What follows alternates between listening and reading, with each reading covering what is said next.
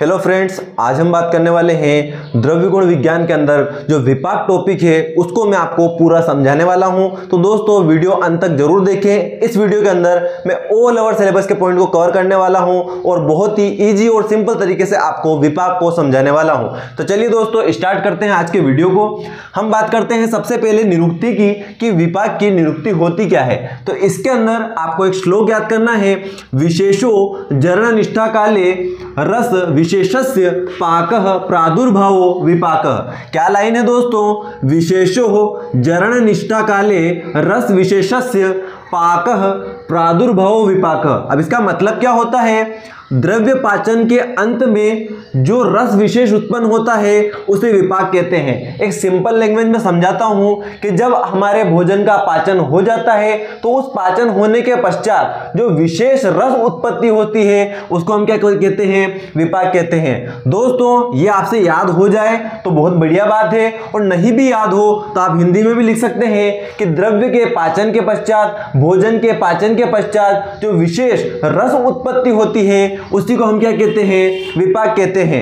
अब दोस्तों जो रस उत्पत्ति हो रही है वो क्या होती है, अंतिम में होती है, लास्ट चरण में होती है, तो उसको क्या बोलते हैं हम, इसलिए ऑल्सो कोल्ड निष्ठापाक। निष्ठा का मतलब होता है अंतिम, जो अंतिम अवस्था में क्या होता है, रस विशेष उत्पन्न होता है, इसलिए इसको हम क्या कहते हैं, निष्ठापाक भी बोलते हैं। आगे बात करते हैं हम इसके लक्षण की, या बात करूं कि इसके परिभाषा की, तो दोनों चीजें एक ही है। इसके अंदर आपको कुछ छोटी छोटी चीजें याद रखना है। सबसे पहले क्या होता है, कभी कभी एग्जाम में कुछ छोटे छोटे पॉइंट जो होते हैं श्लोक के, वो डालकर आपसे पूछ लिया जाता है कि इसके बारे में आप डिस्क्राइब करें, तो वो भी आप ध्यान में रखें। यहां लाइन है, विपाकः कर्म निष्ठाया, मीन्स द्रव्य का जो कर्म होता है उसके द्वारा हमको पता चलता है कि उसका विपाक क्या होगा। इसको आगे मैं ढंग से आपको डिस्क्राइब करूंगा कि क्या होता है। आगे बात करते हैं परिणाम लक्षणों विपाक, मीन्स परिणाम के बाद जो लक्षण उत्पत्ति होती है उसको क्या कहते हैं, विपाक कहते हैं। तो दोस्तों भोजन का लास्ट में क्या हो गया, परिणाम हो गया, मीन्स लास्ट में चीज बनी है, मीन्स उसका रिजल्ट आ गया, मीन्स रिजल्ट आने के बाद जो लक्षण, जो सिम्टम दिखे वो क्या है, विपाक है। तो परिणाम लक्षणों विपाक। अब यहां पर एक मोस्ट इंपोर्टेंट श्लोक की लाइन आपको याद करना है, जाठरेणा अग्निनाम योगाद्युदेति रसांतरम रसानाम परिणामांते सविपाक इति स्मृत। ये जो वाग्भट की ये श्लोक है, तो इसको मोस्ट इंपोर्टेंट आपको ध्यान में रखना है, इसको याद करना ही है। क्या श्लोक है, जाठरेणा अग्निनाम योगाद्युदेति रसांतरम रसानाम परिणामांते विपाक इति स्मृत। अब इसका मतलब क्या होता है, इसका मतलब ही वही है, यहां पर ओनली वर्डिंग की चेंजेस है। जाठराग्नि के संयोग के बाद पाचन की अवस्था में जो अंतिम रस बनता है उसे विपाक कहते हैं। तो दोस्तों भोजन का पाचन तो जाठराग्नि के द्वारा ही होगा। यहां पर ऐसा हम बोल रहे हैं कि द्रव्य के पाचन के अंत में, यहां ओनली आपको बताना है कि जाठराग्नि के संयोग के बाद पाचन की अवस्था में जो अंतिम रस बनता है, जो लास्ट में रस बनता है, उसको क्या कहते हैं, विपाक कहते हैं। इसको मैं आपको एक सिंपल लैंग्वेज में समझाता हूं। दोस्तों क्या होता है, हमारी बॉडी के अंदर जैसे हमने कोई भी खाना खाया, तो खाना खाने के बाद क्या होता है, खाना खाने के बाद हमको क्या होता है, उस खाने से न्यूट्रिएंट मिलते हैं। अब क्या होता है कि खाना हमारे स्टमक के अंदर गया, वहां उसका क्या हुआ, डाइजेशन हुआ, फिर स्मॉल इंटेस्टाइन में जाके वहां से क्या होगा, उसका एब्जॉर्प्शन होगा। और एब्जॉर्प्शन किसका होगा, न्यूट्रिशन का।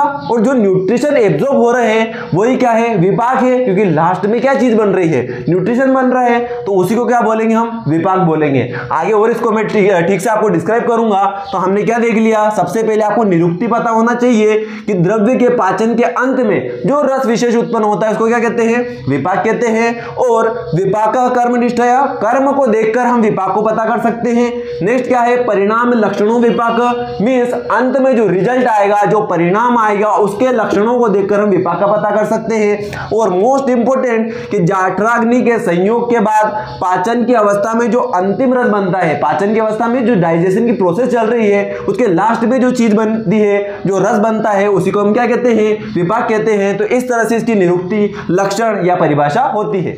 आगे बात करते हैं दोस्तों, नेक्स्ट हमारा पॉइंट है सिलेबस का कि डिफरेंस बिटवीन अवस्था पाक एंड निष्ठा पाक, कि अवस्था पाक में और निष्ठा पाक में क्या डिफरेंस होता है, तो उसको मैं समझाता हूं। सबसे पहले बात करते हैं निष्ठा पाक या विपाक जिसको बोलते हैं, तो उसके बारे में हमने पढ़ा है कि भोजन के पाचन के पश्चात जो अंतिम रस विशेष उत्पन्न होता है वो क्या होता है, विपाक है। देन मधुर विपाक से धातु रूप कफ अम्ल विपाक से धातु रूप पित्त और कटु विपाक से धातु रूप वात की उत्पत्ति होती है। इससे अंतिम में रस धातु उत्पन्न होती है। तो दोस्तों क्या होता है, आगे हम पढ़ेंगे विपाक 3 टाइप के होते हैं, मधुर, अम्ल और कटु विपाक। तो ये तीनों विपाक क्या करते हैं, अलग अलग। मधुर विपाक होने से क्या होगा, धातु रूप कफ की उत्पत्ति होगी, मींस ऐसे कफ की उत्पत्ति होगी जो धातुओं को बनाएगा। लेकिन अम्ल से क्या होगा, धातु रूप पित्त की उत्पत्ति होगी, ऐसा पित्त बनेगा जो क्या करेगा, पित्त के समतुल्य धातुओं को बनाएगा। और नेक्स्ट क्या होगा, कटु विपाक से क्या होगा, वात की उत्पत्ति होगी जो क्या करेगी, धातु रूप वात की उत्पत्ति करेगा। अब ये तीनों मिलकर क्या करेंगे, मेनली लास्ट में क्या करेंगे, रस धातु को उत्पन्न करेंगे। अब रस धातु क्या है, जैसे मॉडर्न में आपको हल्का सा कोरिलेशन बताऊं तो जैसे मैंने अभी बोला था आपको कि क्या होगा, न्यूट्रिशन जो होंगे स्मॉल इंटेस्टाइन से क्या होंगे, एब्जॉर्ब होंगे, जो हमारी क्या करेंगे, बॉडी का पोषण करेंगे, धारण करेंगे। तो वही क्या है, हमारी रस धातु। तो विपाक से क्या हो रहा है, विपाक या निष्ठापाक क्या है कि लास्ट में जो अंतिम रस बनता है जो क्या करेगा, हमारी बॉडी के अंदर न्यूट्रिशन को बनाएगा। मींस क्या करेगा, मधुर विपाक से धातु रूप कफ बनेगा, अम्ल विपाक से धातु रूप पित्त बनेगा और कटु विपाक से धातु रूप वात की उत्पत्ति होगी जो क्या करेगी, लास्ट में रस धातु बनाएगी और हमारे शरीर का पोषण करेगी। अब नेक्स्ट चीज क्या है, अवस्था पाक। अवस्था पाक और निष्ठा पाक में अंतर क्या है, देखिए दोस्तों नाम से पता चल रहा है अवस्था पाक। अवस्था का मतलब क्या होता है, स्टेजेस। इसके अंदर क्या होगी, कुछ स्टेज होगी। अब स्टेज क्या होगी वो मैं समझाता हूं। इसके अंदर तीन स्टेज होती है, मधुर अवस्था पाक, अम्ल अवस्था पाक और कटु अवस्था पाक। अब इनको समझाता हूं। मधुर अवस्था पाक क्या होता है, सर्वप्रथम भोजन का मधुर अवस्था पाक होता है। तो जैसे आपने खाना खाया उसका क्या होता है, आयुर्वेद ऐसा बोलता है कि सबसे पहले क्या होता है, फर्स्ट स्टेज होती है, वो कौन सी होती है, उसका मधुर अवस्था पाक होता है। भोजन का क्या होता है, मधुर अवस्था पाक होता है। अब ये जो मधुर अवस्था पाक होता है, होता कहाँ है, तो आमाशय में संपन्न होता है। कहाँ होता है, हमारे स्टमक के अंदर संपन्न होता है और माधुर्य गुण की वृद्धि करता है। अब दोस्तों नाम से पता चल रहा है मधुर अवस्था पाक, तो क्या करेगा, मधुर अवस्था से माधुर्य गुण, ऐसा आप दिमाग में रख लीजिए कि मधुर अवस्था में क्या होगा, माधुर्य गुण की वृद्धि होगी। अब मधुर जो गुण रहता है या मधुर जो रस होता है उसकी वजह से क्या होता है, कफ की वृद्धि होती है, हमको पता है। तो ये क्या होगा, माधुर्य गुण की वृद्धि होकर कफ वृद्धि करता है। एक बार और समझाता हूं, मधुर अवस्था पाक क्या है। सबसे पहले भोजन का मधुर अवस्था पाक होता है। मधुर अवस्था पाक होता कहां है, तो आमाशय के अंदर होता है। और मधुर अवस्था पाक नाम से पता चल रहा है मधुर, तो ये क्या करेगा, माधुर्य गुण की वृद्धि करेगा। और मधुर गुण किसका होता है, हमारे कफ का होता है, तो ये क्या करेगा, कफ को बढ़ाएगा। नेक्स्ट बात करते हैं, यहां पर क्या होगा, जो हमने भोजन खाया है, आचार्य चरक ने बोला है कि सर्व द्रव्य पंचभौतिकम, सभी द्रव्य कैसे होते हैं, पंच महाभूत से मिलकर बने होते हैं। तो हमने जो खाना खाया है वो भी क्या है, पंच महाभूत से मिलकर बना हुआ है। तो जो हमने खाना खाया है उसके अंदर जो पृथ्वी और जल महाभूत के गुण है उनका सबका विघटन या उनका डाइजेशन कहां होगा, मधुर अवस्था पाक में, फर्स्ट स्टेज में, आमाशय में होगा। ठीक है, क्लियर है। मधुर अवस्था पाक ये क्या, भोजन का सबसे पहले होने वाला अवस्था पाक, जिसके अंदर होता कहां है, आमाशय के अंदर होता है। मधुर से माधुर्य गुण की वृद्धि होकर मधुर रस से क्या होता है, कफ की वृद्धि होती है। और सब सर्व द्रव्य पंचभौतिकम, तो जो हमने भोजन खाया है वो कैसा है, पंच महाभूत से मिलकर बना हुआ है। तो उस भोजन के अंदर पृथ्वी और जल महाभूत गण जो भी द्रव्य होंगे उनका पाचन कहां पे होगा, मधुर अवस्था पाक में। सेकेंड स्टेज क्या है, अम्ल अवस्था पाक। अम्ल अवस्था पाक में क्या होगा, इसमें अम्ल अवस्था पाक होता है। तो क्या हो रहा है, वो की वही लाइन यहां पे क्या हो रहा था, मधुर अवस्था पाक होगा। सेकेंड क्या होगा, अम्ल अवस्था पाक होगा। देन पश्चिमाशय में संपन्न होता है। ये कहां हो रहा था, आमाशय में। ये कहां होगा, पश्चिमाशय में। पश्चिमाशय को आप ऐसा समझ सकते हैं, बहुत आचार्यों ने, किसी ने अपेंडिक्स से कोरिलेशन किया है तो किसी ने ड्यूडेनम से कोरिलेट किया है। तो यहां पर ड्यूडेनम का जो कोरिलेशन होता है वो सही तर्क संगत बैठता है। तो आप समझ लीजिए पश्चिमाशय में ड्यूडेनम। तो नेक्स्ट जो हमारा अम्ल अवस्था पाक हो रहा है वो कहां पे होता है, पश्चिमाशय में, ड्यूडेनम में होता है। ठीक है, नेक्स्ट क्या होगा, यहां पे क्या होगा, जैसे यहां पर हमने मधुर से माधुर्य गुण की वृद्धि की थी, उसी तरह यहां पे क्या होगा, अम्ल से अम्लीकरण होगा, अम्लीय गुण बढ़ेगा, अम्ल रस बढ़ेगा। और अम्ल किसका गुण होता है, पित्त का। तो जिससे क्या होगा, पित्त की वृद्धि हो रही है। यहां पे माधुर्य गुण की वजह से कफ की वृद्धि हो रही है, यहां पर अम्लीकरण होने से पित्त की वृद्धि होगी, क्योंकि अम्ल किसका गुण है, पित्त का। नेक्स्ट बात कर रहे हैं, यहां पृथ्वी और जल महाभूत नष्ट हो रहे थे, डाइजेस्ट हो रहे थे। तो यहां पे क्या होगा, अग्नि महाभूत का विघटन होगा। अग्नि महाभूत जन्य जो भी द्रव्य भोजन के अंदर लिए हैं हमने, उसका डाइजेशन होगा। नेक्स्ट बात करते हैं कटु अवस्था पाक की। कटु अवस्था पाक कहां पे होगा, पक्वाशय में संपन्न। ये आमाशय में ये पश्चिमाशय में, ये कहां होगा? पक्वाशय में। पक्वाशय मींस ऐसा समझ लीजिए कि स्मॉल इंटेस्टाइन में हो रहा है, तो ये कहां हो रहा है? पक्वाशय में संपन्न होगा। जैसे कटु अवस्था पाक है, नाम से पता चल रहा है कटु, तो यहां पे क्या होगा? कटु रस की वृद्धि होगी। और कटु रस किसको बढ़ाता है? वात को बढ़ाता है, ये हम अच्छी तरह से जानते हैं। तो पक्वाशय में संपन्न होकर कटु रस के अधिक होने की वजह से, कटु रस के ज्यादा होने की वजह से क्या होगा? वात की वृद्धि होगी, क्योंकि जो कटु रस होता है वो क्या करता है? वात को बढ़ाता है। नेक्स्ट यहां पर जो कौन से द्रव्यों का डाइजेशन होगा? तो आकाश और वायु महाभूत जो भी द्रव्य रहेंगे भोजन के अंदर, उनका डाइजेशन होगा। सीधी सी बात है, यहां पे क्लियर कर देता हूं मैं कि निष्ठा पाक और अवस्था पाक में अंतर इतना सा है कि निष्ठा पाक क्या होता है? भोजन के अंत में, ठीक है, भोजन का पूरा पाचन हो गया, उसके बाद जो न्यूट्रिशन बना वो क्या कहलाएगा? हमारा निष्ठा पाक। लेकिन जो अलग जो जैसे हमने भोजन खाया, फिर क्या होता है? जैसे हम देखते हैं कि डाइजेशन हमारा जो जीआईटी ट्रैक होता है, जिसमें हमने खाना खाया, फिर क्या होता है? पहले स्टार्च का पाचन, फिर स्टमक में पाचन होता है, फिर स्मॉल इंटेस्टाइन में जाके एब्जॉर्प्शन होता है। तो ये जो अलग अलग स्टेज चल रही है, ये क्या है? अवस्था पाक। और लास्ट में जो स्मॉल इंटेस्टाइन से एब्जॉर्प्शन होता है न्यूट्रिशन का, और जो न्यूट्रिशन एब्जॉर्ब हुआ वो क्या है? हमारा निष्ठा पाक है। ये इतना सा अंतर है, इस तरह से आप इसको समझ लीजिए। तो ये है डिफरेंस बिटवीन अवस्था पाक एंड निष्ठा पाक।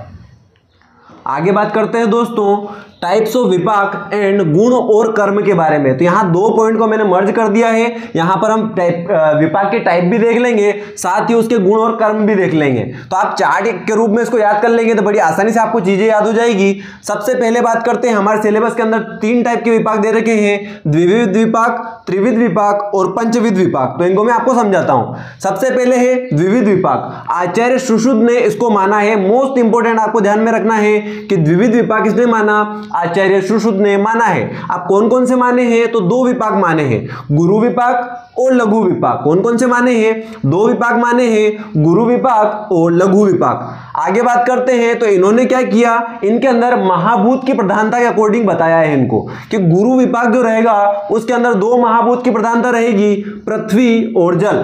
गुरु विपाक के अंदर कौन से महाभूत की प्रधानता रहेगी? पृथ्वी और जल। दोस्तों इस तरह से समझिए, गुरु का मतलब क्या? भारी, और भारीपन किसके अंदर रहता है? पृथ्वी के अंदर और जल के अंदर। तो मेनली गुरु विपाक के अंदर कौन से महाभूत आएंगे? पृथ्वी और जल। ठीक है। नेक्स्ट बात करें लघु विपाक की, तो इसके जस्ट अपोजिट बचे हुए जितने भी महाभूत है, 3 बचे हैं, पृथ्वी और जल यहां खत्म हो गया, तो बचे कौन से? आकाश, वायु और अग्नि। तो इन तीनों, ये तीनों कैसे हैं? हल्के हैं, तो इन तीनों से मिलकर क्या बनता है? लघु विपाक। तो सीधी सी बात है। आगे बात कर रहे हैं अपन, क्या हमने महाभूत देख लिया, नेक्स्ट हमको देखना है इसके अंदर गुण। ठीक है। गुरु विपाक के अंदर क्या होता है? 2 गुण आप ध्यान में रखिए, स्निग्ध और गुरु। ठीक है। गुरु से गुरु रहेगा ही सही, और स्निग्ध जो होता है वो भी एक तरह से क्या है? कफ का गुण है, मींस भारीपन। तो यहां पर आप ध्यान रख लीजिए, स्निग्ध और गुरु। इसके जस्ट अपोजिट गुण यहां आ जाएंगे। स्निग्ध का उल्टा क्या होता है? रुक्ष, और गुरु का उल्टा क्या होता है? लघु। तो यहां पर स्निग्ध गुरु, तो यहां पर जस्ट इसका अपोजिट लिख दीजिए, रुक्ष और लघु। तो इस तरह से पहले आपको क्या हो गया? गुरु विपाक मींस भारीपन, तो भारी महाभूत कौन से? पृथ्वी और जल। फिर यहां पृथ्वी और जल लिख दिया, तो लघु विपाक के अंदर तीनों खप बचे हुए आ जाएंगे। आप इसको ऐसे नंबरिंग भी डाल के लिख सकते हैं, 4 5 यहां लिख दीजिए, 1 2 3 यहां पर लिख दीजिए, तो आपको दिमाग में रहेगा चौथा और 5वां महाभूत गुरु के अंदर, और लघु के अंदर पहला, दूसरा, तीसरा महाभूत। नेक्स्ट हम बात कर रहे हैं गुरु विपाक के अंदर क्या होगा? भारी वाले गुण रहेंगे, स्निग्ध और गुरु। इसका जस्ट अपोजिट कर दीजिए, स्निग्ध का उल्टा रुक्ष और गुरु का उल्टा लघु। तो इस तरह से आपको महाभूत गुण याद हो गए। आगे बात करते हैं गुरु विपाक के अंदर कौन सा, अब इसका कर्म क्या है, क्या कर्म करता है? तो ये क्या करेगा? कफ को बढ़ाएगा। तो गुरु का मतलब हम ऑलरेडी बात कर रहे हैं, स्निग्ध इसका गुण है, गुरु इसका गुण है, तो ये दोनों गुण किसके अंदर? कफ के अंदर। तो ये क्या करेगा? कफ दोष को बढ़ाएगा, तो बाकी जो दोनों दोष है उनको घटाएगा। तो कफ को बढ़ाएगा और वात पित्त को कम करेगा। यहां मैंने एरो के रूप में लिखा है, आपको लिखना है एग्जाम के अंदर कफवर्धक, वात पित्त शामक। तो इस तरह से लिखना है, इस तरह से एरो यूज नहीं करना है। आपको क्या करना है? यहां पर कफवर्धक लिखना है और वात पित्त शामक लिखना है। ठीक है। क्यों कफ बढ़ा रहा है? तो सीधी समझ में आ गई, गुरु है, गुण स्निग्ध और गुरु कफ वाले हैं, तो कफ को बढ़ाएगा और दोनों को कम करेगा। यहां इसका जस्ट अपोजिट कर देना है, वात पित्त वर्धक हो जाएगा, क्योंकि यहां पे शमन कर रहा, तो यहां कैसा हो जाएगा? ये बढ़ाएगा। यहां कफ बढ़ रहा था, तो यहां कफ कैसा हो जाएगा? घट जाएगा। मींस गुरु विपाक के जस्ट अपोजिट लघु विपाक है। नेक्स्ट बात करें, ये क्या करेगा? सृष्ट विणमूत्र, मींस जो हमारा स्टूल है और जो यूरिन है उसको बड़ी आसानी से बॉडी से बाहर निकालता है, सृष्ट विणमूत्र है। लेकिन ये कैसा? जस्ट जस्ट उल्टा। बद्ध विणमूत्र है मींस कॉन्स्टिपेशन वाला है, मूत्र को बाहर नहीं निकलने देगा, स्टूल को प्रॉपर रूप से बाहर नहीं निकलने देगा। तो समझ में आ गया आपको। आगे बात करते हैं त्रिविध विपाक की। त्रिविध विपाक आचार्य चरक और आचार्य वाग्भट ने माने हैं, लेकिन डिटेल यहां पर आचार्य चरक ने की है, आचार्य वाग्भट ने यहां पर कुछ सीक्वेंस का डिफरेंस है इनका। तो आप इतना से ध्यान रखिए कि त्रिविध विपाक किसने माना है, आचार्य चरक और आचार्य वाग्भट ने, और डिटेल हम आचार्य चरक की पढ़ रहे हैं यहां पर। तो कौन से विपाक होते हैं, 3 टाइप के होते हैं, मधुर विपाक, अम्ल विपाक, कटु विपाक। जैसा कि मैंने पीछे की वीडियो में भी आपको समझाया था, मधुर विपाक, अम्ल विपाक और कटु विपाक 3 टाइप के विपाक हो गए। अब जिस तरह से इन्होंने यहां पर महाभूत की प्रधानता बताई थी, इन्होंने यहां पर क्या हुआ, रस की प्रधानता के अकॉर्डिंग इनको बताया है विपाक को। मधुर विपाक के अंदर मधुर और लवण रस रहेगा, अम्ल के अंदर एक ही रस रहेगा अम्ल, और कटु के अंदर रहेगा कषाय तिक्त कटु रस। ठीक है, समझ में आ गया। यहां पर महाभूत के अकॉर्डिंग था, यहां जस्ट उल्टा रस के अकॉर्डिंग है। तो मधुर के अंदर मधुर और लवण, अम्ल के अंदर अम्ल, कटु के अंदर कषाय तिक्त कटु। आगे बात करते हैं इनके गुणों के बारे में। तो दोस्तों यहां पे क्या होगा, मधुर विपाक के अंदर स्निग्ध और गुरु गुण, अम्ल के अंदर स्निग्ध और लघु गुण, कटु के अंदर रुक्ष और लघु गुण। अब आपको इसको कैसे याद करना है, देखिए दोस्तों यहां पर आपको इसको लिखने के लिए आपने तीनों सबसे पहले विपाक लिख दिए, यहां पर रस लिख दिया। अब क्या करें, स्टार्टिंग के 2 के आगे स्निग्ध लिख दीजिए, फर्स्ट और सेकंड में स्निग्ध स्निग्ध, और नीचे से 2 में लघु लघु लिख दीजिए। क्या किया, दोनों में स्निग्ध लिख दिया, यहां पर दोनों में लघु लघु लिख दिया। अब देखिए दोस्तों यहां स्निग्ध स्निग्ध हो गया, 2 बार आ गया, तो ऐसा समझ लिए बहुत ज्यादा बार आ गया, अब नहीं लिखना इसको, तो स्निग्ध का उल्टा लिख दीजिए यहां पे रुक्ष। ठीक है, तो यह बन जाएगा। उसी तरह यहां लघु लघु 2 बार आ गया है, तो यहां पर नेक्स्ट इसका उल्टा क्या कर देंगे, गुरु 1 बार लिख देंगे। क्या किया मैंने, स्निग्ध स्निग्ध ऊपर फर्स्ट वाले सेकंड वाले में लिख दिया, नीचे से फर्स्ट और सेकंड वाले में लघु लिख दिया। अब यहां 2 बार स्निग्ध आ गया तो 1 बार आप इसका उल्टा लिख देंगे रुक्ष, यहां 2 बार लघु आ गया तो 1 बार इसका उल्टा लिख देंगे गुरु। इस तरह से आपको गुण याद हो जाएंगे। आगे बात करते हैं, मधुर विपाक है, मधुर रस है तो कफ को बढ़ाएगा, सीधी सी बात है। यहां अम्ल क्या होता है, पित्तवर्धक होता है तो पित्त को बढ़ाएगा। कफ मतलब कटु है तो कटु हमने पहले ही बोला था कि वात की वृद्धि करता है, तो वातवर्धक रहेगा, तो यहां लिखना है कफवर्धक, पित्तवर्धक और वातवर्धक। आगे बात करते हैं, ये कैसा होता है, शुक्रल होता है। शुक्रल का मतलब हमारी शुक्र धातु का वर्धन करने वाला होता है। यहाँ एक एग्जांपल से समझिए, ज्यादातर हम जो प्रोटीन शेक बनाते हैं, जिम वाले जो भी जिम करते हैं वो क्या करते हैं, प्रोटीन शेक पीते हैं, तो मोस्ट ऑफ क्या करते हैं, उसके अंदर खजूर डालते हैं, दूध डालते हैं, जितने भी कफवर्धक द्रव्य जो भी रहेंगे उनका यूज करते हैं। तो यहाँ पर वो कैसे रहते हैं, मीठे भी रहते हैं, तो मधुर विपाक वाले द्रव्य यूज करेंगे तो वो कैसे रहेंगे, शुक्रल रहेंगे, मीन्स शुक्र धातु को वर्धन करने वाले होंगे। आपने कभी भी नहीं देखा होगा कि प्रोटीन शेक के अंदर हम नींबू निचोड़ रहे हैं। तो उसी तरह यहाँ देखिए सेकंड हम देखें, अम्ल विपाक के अंदर क्या होगा, शुक्र का नाश करेगा, इसलिए हम उसके अंदर क्या करते हैं, अम्ल यूज नहीं करते, तो क्या होगा, ये भी शुक्रनाशक। देन कटु विपाक भी कैसा होता है, शुक्रनाशक। बस एक ही ध्यान में रखिए कि जो मधुर गुण वाली चीजें रहेगी शुक्र को बहुत ज्यादा बढ़ाती है, तो शुक्रल, बाकी दोनों कैसे रहेंगे, शुक्र को नाश करने वाले। आगे बात करते हैं, ये कैसा रहेगा, सृष्ट विण मूत्र मारुत, मीन्स विण का मतलब स्टूल, मूत्र का मतलब यूरिन, मारुत का मतलब होता है अपान वायु। तो इन तीनों चीजों को निकालने वाला होता है हमारा मधुर विपाक। सेकंड, सृष्ट विण मूत्र मारुत, ये भी कैसा होता है, अम्ल विपाक। ये भी क्या करता है, स्टूल को, यूरिन को और अपान वायु को बॉडी से बड़ी आसानी से बाहर निकालता है। ओनली जो कटु विपाक होता है वो क्या करता है, बद्ध विण मूत्र मारुत, मीन्स जो हमारा स्टूल है, यूरिन है और जो अपान वायु है उसको निकलने में प्रॉब्लम करता है। तो इस तरह से आपको इसको लिखना है। तो यहां पर ये हमने कर्म भी देख लिए, इसके गुण भी देख लिए, भेद भी देख लिए। आगे बात करते हैं, लास्ट है पंचविध विपाक। ये ज्यादा इंपॉर्टेंट नहीं है लेकिन सिलेबस के अंदर है, इसलिए आपको मैं थोड़ा सा इसके बारे में बता देता हूं। पंचविध विपाक जो होता है आचार्य सुश्रुत ने माना है, इन्होंने इसको पंच महाभूत के अकॉर्डिंग डिवाइड कर दिया है। ओनली आपको नाम याद रखना है, आकाशीय, आकाश, वायु, अग्नि, जल, पृथ्वी, ये हमारे महाभूत होते हैं, तो बस उनको थोड़ा सा चेंज करना है, आकाशीय, वायवीय, आग्नेय, आप्य और पार्थिव। तो इस तरह से ये 3 टाइप के हमारे विपाक सिलेबस के अंदर है, जिसके अंदर से मोस्ट इंपोर्टेंट हमारा द्विविध विपाक एंड उससे भी ज्यादा इंपोर्टेंट है त्रिविध विपाक। तो इस तरह से चार्ट के रूप में बड़ी आसानी से आपको इसके भेद भी याद हो जाएंगे। आगे बात करते हैं दोस्तों, नेक्स्ट पॉइंट है हमारा विपाक तारतम्य। अब इसका मतलब क्या होता है दोस्तों, हमने जैसे मधुर विपाक पढ़ा था, तो मधुर विपाक के अंदर हमने 2 रस पढ़े थे कि मधुर विपाक के अंदर मधुर रस होता है और लवण रस होता है। अब यहां पर कौन बेस्ट क्वालिटी का वर्क करता है और कौन थोड़ी नीचे क्वालिटी का वर्क करता है, उसके अकॉर्डिंग यहां पर जो डिफरेंस होता है वही क्या कहलाता है, विपाक तारतम्य कहलाता है। जैसे जो मधुर रस है उत्तम रहेगा और लवण रस है वो अवर रहेगा। किसके अंदर, मधुर विपाक के अंदर। मधुर विपाक के अंदर जो दो रस हम पढ़ रहे हैं, एक को उत्तम बोल रहे हैं और एक को अवर बोल रहे हैं, यही उत्तम और अवर बोलना क्या कहलाता है, तारतम्य कहलाता है। जो मधुर रस रहेगा उत्तम रहेगा तो उत्तम क्वालिटी का कफ को बढ़ाएगा। उसी तरह जो लवण रहेगा वो इससे अवर रहेगा, तो जिस तरह से ये कफ बढ़ा रहा है उस तरह से ये कफ नहीं बढ़ाएगा, थोड़ा कम क्वालिटी में बढ़ाएगा, तो वो क्या कहलाता है, तारतम्य। एक और एग्जांपल से क्लियर करते हैं, जैसे कटु विपाक है। कटु विपाक के अंदर हमने 3 रस पढ़े थे, कषाय, कटु और तिक्त। तो यहां पर भी उसी तरह होगा, ये कैसा रहेगा, उत्तम, ये मध्यम, ये अवर रहेगा। मींस कषाय उत्तम वातवर्धक रहेगा, हमारा जो कटु रहेगा वो वात को तो बढ़ाएगा लेकिन मीडियम के क्वालिटी में बढ़ाएगा, मध्यम कैटेगरी के अंदर रहेगा, और तिक्त जो रहेगा अवर क्वालिटी का रहेगा, मींस इन दोनों से कम मात्रा में वात को बढ़ाएगा। तो इस तरह से जो अच्छी क्वालिटी का वर्क हो रहा है, मीडियम क्वालिटी का वर्क हो रहा है और बिल्कुल निकृष्ट क्वालिटी का वर्क हो रहा है, जो क्वालिटी का डिफरेंस है, जो वर्क करने का डिफरेंस है, उसी को हम यहां पर क्या बोलते हैं, तारतम्य बोलते हैं। तो इस तरह से आप चार्ट बनाकर इसको समझा सकते हैं। यहां पर भी आपको कफवर्धक, वातवर्धक इस तरह से लिखना है, सिंबल का यूज नहीं करना है। आगे बात करें विपाक उपलब्धि हेतु, यहां पर हमने एक लाइन बात करी थी स्टार्टिंग, वीडियो की स्टार्टिंग में मैंने बोला था आपको विपाक कर्म निष्ठाया।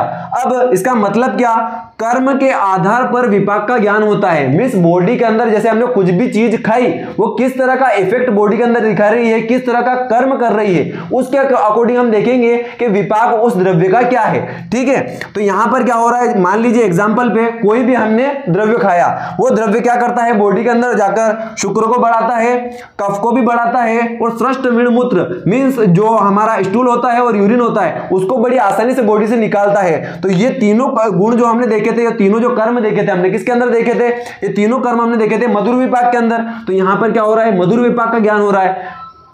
सिंपल लैंग्वेज में समझाता हूं, जैसे हमने कोई भी ड्रग खाई, मान लीजिए हमने क्या किया कि खजूर को खाया, खजूर को खा रहे हैं, खजूर हमारे अंदर क्या कर रही है, शुक्र को बढ़ा रही है, कफ को बढ़ा रही है और श्रेष्ठ मूत्र कर रही है। मींस खजूर जो है उसका विपाक कैसा हो जाएगा, मधुर विपाक हो जाएगा, ऐसा आप समझ लीजिए। एग्जाम्पल से और क्लियर करता हूं, आयुर्वेद के अंदर एग्जाम्पल है, जैसे अश्वगंधा सेवन से वृश्च कर्म होता है, मींस शुक्र वर्धक होता है, शुक्र बढ़ता है। तो अश्वगंधा सेवन की वजह से क्या हो रहा है, बॉडी के अंदर शुक्र बढ़ रहा है। अब जो मतलब शुक्र वर्धक हो रहा है, ये क्या है, एक तरह का कर्म है। अब शुक्र वर्धन का काम कौन करता है, मधुर विपाक करता है। तो हमको पता चल जाएगा अश्वगंधा का विपाक क्या होगा, मधुर विपाक है। तो कर्म के द्वारा हमने क्या किया, अश्वगंधा का विपाक पता चल गया हमको। तो यहां पे डायरेक्ट हमको पता चल जाएगा विपाक का कर्म निष्ठया, मींस कर्म से हम विपाक का नॉलेज लगा सकते हैं। तो यही क्या है, विपाक की उपलब्धि है। कि विपाक की उपलब्धि क्या है, कि जो कर्म बॉडी के अंदर होता है उसी से हम क्या कर सकते हैं, विपाक का पता लगा सकते हैं। यदि कफ वर्धन कर रहा है तो मधुर विपाक होगा, श्रेष्ठ मूत्र है, बॉडी से बड़ी आसानी से स्टूल और यूरिन को निकाल रहा है तो मधुर विपाक है, शुक्र को बढ़ा रहा है तो मधुर विपाक है। यदि इसी के अपोजिट शुक्र का नाश करेगा तो हम क्या बोल देंगे, अम्ल विपाक है या फिर कटु विपाक है। तो इस तरह से आप समझने की कोशिश को करिए। तो दोस्तों ये वीडियो आपको कैसा लगा नीचे कमेंट बॉक्स में जरूर बताएं। ज्यादा से ज्यादा इस वीडियो को शेयर करें, लाइक करें, और दोस्तों जिसने भी अभी तक मास्टरमाइंड समीर चैनल को सब्सक्राइब नहीं किया है तो प्लीज सब्सक्राइब कर लें, बेल आइकन को प्रेस कर दें ताकि आने वाली वीडियो की अपडेट आपको मिलती रहे। तो दोस्तों इसी तरह आयुर्वेद को पढ़ते रहिए, सीखते रहिए और आयुर्वेद को आगे बढ़ाते रहिए। Thank you.